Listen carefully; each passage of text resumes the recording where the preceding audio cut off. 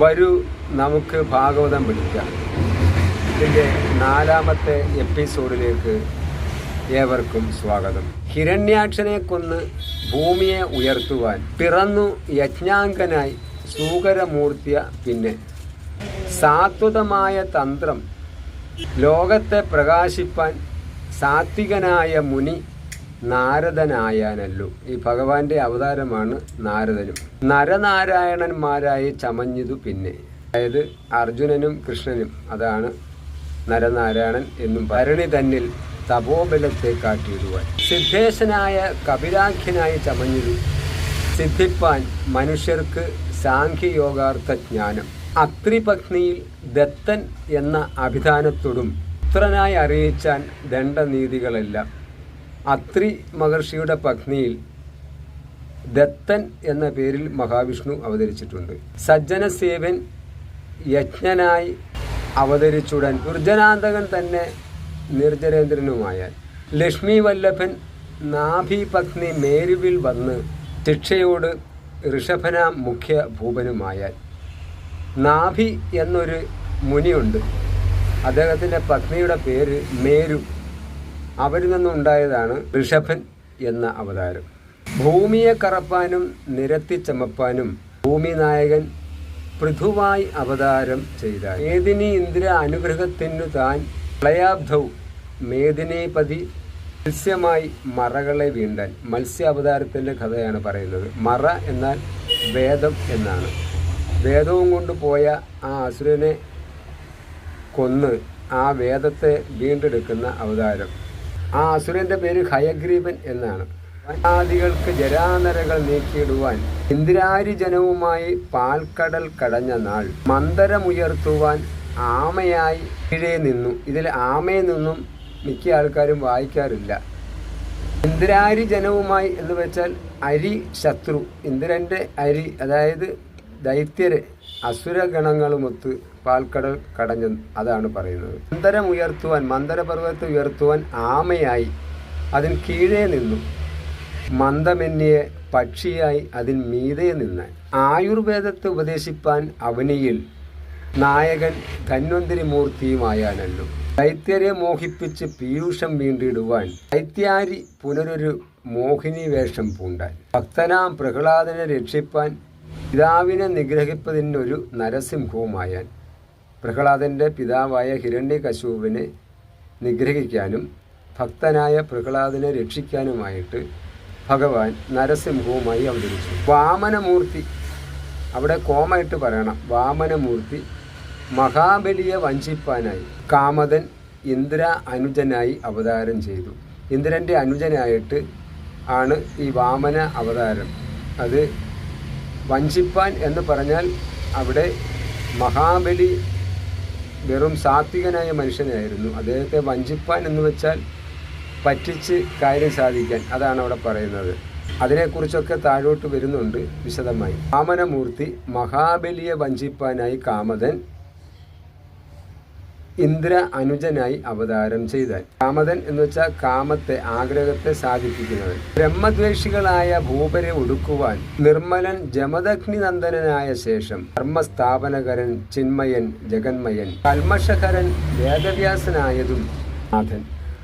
ജമദഗ്നി നന്ദനൻ എന്ന് വെച്ചാൽ പരശുരാമൻ, അത് കഴിഞ്ഞ് വേദവ്യാസനായതും ഭഗവാൻ. രാവണൻ തന്നെ കൊല്ലുവാൻ രാമനായി അഖിലേശൻ ദേവകാര്യാർത്ഥം അവതരിച്ചോരനന്തരം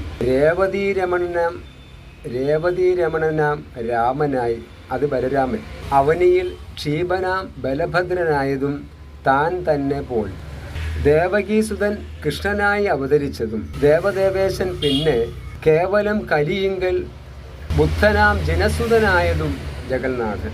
കൽക്കിയാം ഇനി, അത് എല്ലാവരും കൽപ്പിയാമിനി, യാമിനി എന്ന് വെച്ചാൽ രാത്രി, ആ എഴുതിയേക്കുന്നത് വെച്ച് വായിച്ചിട്ട് കൽക്കിയാമിനി എന്ന് വായിക്കും. കൽക്കിയാം ഇനി കലിയുഗം തൻ അന്തത്തിങ്കൽ, കൽക്കിയായിട്ട് കലിയുഗത്തിൻ്റെ ഒടുവിൽ അവതരിക്കുന്നു എന്നതാണ് പറയുന്നത്. ഇത്തരം അവതാരം അസംഖ്യം ചൊല്ലിയിടുവാൻ ഉത്തമന്മാരാം ഋഷിവർഗവും സുരന്മാരും മനുക്കൾ, പിന്നെ പ്രജാപതിമാർ, മനുജന്മാർ, കനക്കെ മഹത്തുക്കളായുള്ള ജനമെല്ലാം ഈശ്വരൻ തന്നെ അവതാരം. ഈശ്വരമയമത്രേ നിശ്ചയം പ്രപഞ്ചവും. തൽപ്രപഞ്ചത്തിനെല്ലാം സാക്ഷിയായി ഏകാത്മാവായി നിൽപ്പൊരു സകലാത്മാവാകിയ പരബ്രഹ്മം തന്നെ മഹാമായ കാരണം പ്രപഞ്ചത്തിനെന്നറിഞ്ഞിടും നേരം ഉദിക്കും ആത്മജ്ഞാനം എന്നെല്ലാം ചൊല്ലിയിടുന്ന ശ്രീ മഹാഭാഗവതം അന്ത്യനാം വേദവ്യാസൻ ചമച്ചു പഠിപ്പിച്ചു ശ്രീശുകനായ മുനിശ്രേഷ്ഠനെ വഴിപോലെ. ശ്രീശുകൻ വേദവ്യാസന്റെ മകനാണ്. ആ ശ്രീശുകനെക്കുറിച്ച് മഹാഭാഗവതത്തിൽ പറയുന്നില്ല, അത് ദേവീ ഭാഗവതത്തിൽ മാത്രമേ പറയുന്നുള്ളൂ.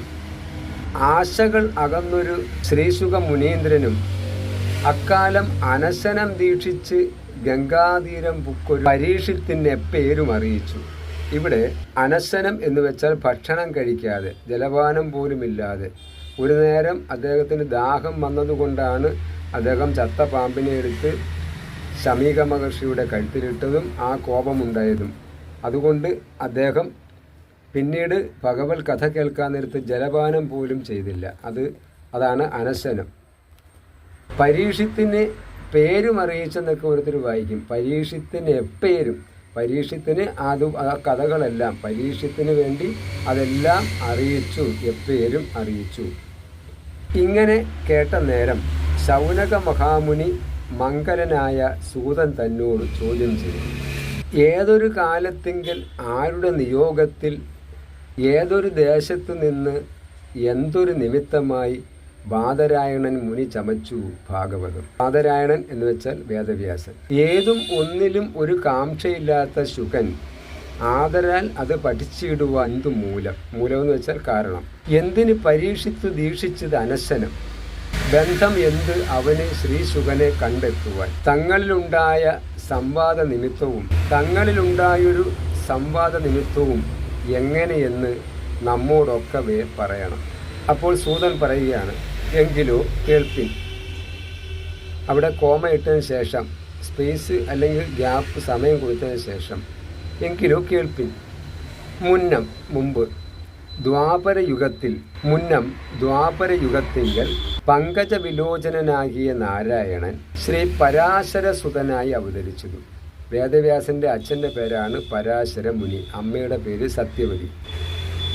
താപസനായി സത്യവതിയാം നാരിതന്നിൽ ലോക അനുഗ്രഹപരനാകിയ വേദവ്യാസൻ വേഗേന സരസ്വതി തീരത്തെ പ്രാപിച്ചുടൻ ധ്യാന തൽപരനായിട്ട് ഉള്ളിലെ കണ്ണുകൊണ്ട് മാനസമുറപ്പിച്ച് നോക്കിയ നേരത്തിങ്കൽ വന്നിതു കലിയുഗം എന്നത് കാണായി വന്നു. മുന്നേതിൽ കുറയുന്ന ധർമ്മവും കാണായി വന്നു. കാലദോഷത്താൽ കുറഞ്ഞിടുന്ന ധർമ്മത്തിന്റെ പാലനം ചെയ്യുവാനായിട്ട് അക്കാലം മുനിവരൻ 4 പകുത്തിതു വേദത്തെ. ആ 4 വേദമാണ് ഋഗ്വേദം, യജുർവേദം, സാമവേദം, അഥർവവേദം. അത് പിന്നെ 4 പേർക്കും വെവ്വേറെ 4 പേർക്കും പഠിപ്പിച്ചു. വെവ്വേറെ ഓരോന്നല്ല, വേറെ ഓരോന്നല്ല. വേദത്തിൻ പൊരുൾ വെളിച്ചത്ത് കാട്ടിടുവാനായി ആദരാൽ പുരാണങ്ങൾ ചമച്ച് പഠിപ്പിച്ചു. ലോക അനുഗ്രഹാർത്ഥമായി ഇങ്ങനെ ചെല്ലും കാലം വ്യാകുലം തീർന്ന് ബുദ്ധി നന്നായി തെളിഞ്ഞില്ല. എന്തൊരു കുറവ് എനിക്കിങ്ങനെ വന്നിടുവാൻ, ചിന്തിച്ചാൽ ഒരു മൂലം എന്നെല്ലാം പലതരം ചിന്തിച്ച് ഇരുന്നീടിന കാലത്തിങ്കൽ അന്തരാ കാണായി വന്നു നാരദ മുനിയെ. അന്തികെ കാണായി വന്ന നാരദ മുനീന്ദ്രനെ സന്തോഷം വളർന്നൊരു വേദവ്യാസനും ഏറ്റം ഭക്തി പൂണ്ട് എഴുന്നേറ്റ് വന്ദിച്ചു നമസ്കരിച്ച് അർഘ്യപാദ്യാദികളാൽ, അർഘ്യം എന്ന് വെച്ചാൽ കൈകൊണ്ട് ചെയ്യുന്ന കർമ്മങ്ങൾ, അതായത് കയ്യും കാലും ശുദ്ധമാക്കി, വന്ന അതിഥിയുടെ കയ്യും കാലും ശുദ്ധമാക്കി എന്നാണ്. അർഘ്യപാദ്യാദികളാൽ അർച്ചിച്ചു പൂജിച്ചപ്പോൾ സൽക്കാര കുശല പ്രശ്നാദികൾ കഴിച്ചുടൻ മുഖ്യനാം ദേവമുനി നാരദൻ അരുൾ ചെയ്തു. വിഖ്യാത ഗുണാംബുധി കേൾക്കണം ഇതു ഭവാൻ. കാമ്പിൽ ഏറ്റം ഉണർവുണ്ടല്ലോ നിനക്ക്. എന്നാൽ ഋഗ്യ യജുസ് ആംനായ ഭാഗാദികൾ ജഗൽത്രയ ഭദ്രസാധനം സർവലോക സമ്മതം നൂനം. ഋഗ്യ യജുസ് ആംനായം എന്ന് വെച്ചാൽ വേദം, ഋഗ്യ യജുസ് തുടങ്ങിയ അതാ പറയുന്നത്. വിസ്മയവും ഉദിതം ഭഗവത് യശസ് സഹിതമായി നൽകിയേക്കുന്നു. ഭഗവത് യശസ് സഹിതമായി, അതാണ് വാക്ക്. തൽ സമർപ്പണം ചെയ്കിൽ എത്രയും അത്യുത്തമം. ഭഗവത് യശോ എന്ന് അടിക്കുന്നുണ്ട്, ഭഗവത് യശോയം എന്നാണ് അടിച്ചേക്കുന്നത്. ഭഗവത് യശോയുതമല്ലായും പ്രബന്ധങ്ങൾ സുഖമേ ശോഭിക്കയില്ല എന്ന് കേട്ടിരിക്കുന്നു. അവിനായകനായ നിൻ മനോമാലിന്യവും നീങ്ങിയിടായുവാൻ ഒരു കാരണം തന്നെ. സർവലോക അനുഗ്രഹകര സാധനം